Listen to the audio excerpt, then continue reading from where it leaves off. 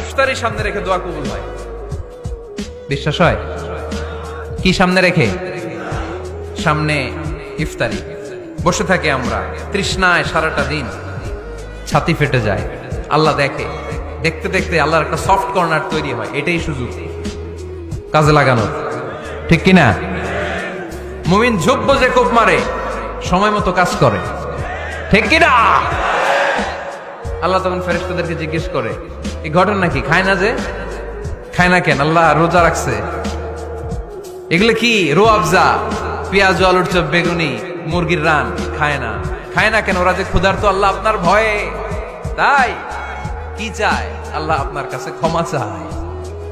ক্ষমা চায়, আল্লাহ রহমতের দরিয়ায় জোশ খেলে যায়।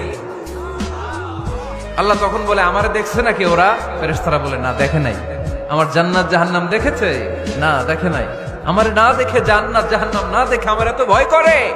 যাও, আজকের এই রোজার বিনিময়ে এখন বান্দা যা চাইবে সব কবুল করে নেব।